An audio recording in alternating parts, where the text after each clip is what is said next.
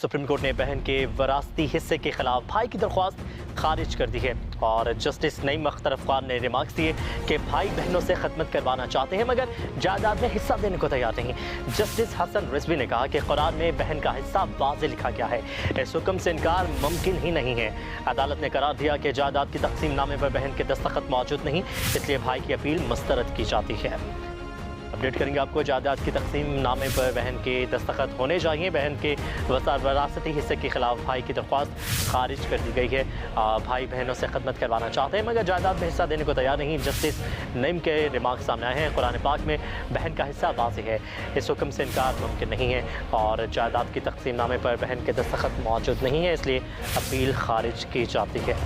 Update करेंगे आपको इस खबर से मुतालिक कि बहन के वरासती हिस्से के खिलाफ भाई की दरख्वास्त मुस्तरद कर दी गई है। भाई बहनों से खिदमत तो करवाना चाहते हैं मगर जायदाद में हिस्सा नहीं देना चाहते।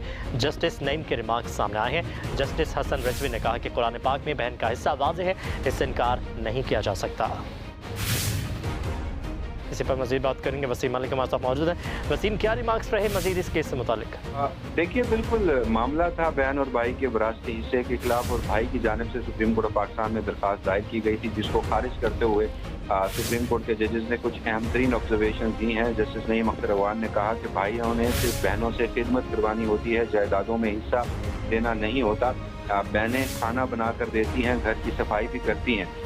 जिस पर जस्टिस हसन नजर रिजवी ने कहा कि कुरान में तो बहन का हिस्सा लिख दिया गया है, कुरान के हुक्म से कैसे रूगर्दानी हो सकती है। जायदाद की तकसीम नामा पर बहन के दस्तखत ही नहीं है। जो वकील थे उनकी जानिब से कहा गया कि बहन मरियम को हिस्सा दिया, वो कहती है कि हिस्सा कम मिला है। अदालत ने बहन के खिलाफ जो भाई की दरख्वास्त थी इस मामले में वो खारिज कर दी है। जस्टिस हसन नजर रिजवी की सरबराही में 2 रुकनी बेंच में समाप्त। ठीक है, बहुत शुक्रिया वसीम अपडेट करने के लिए।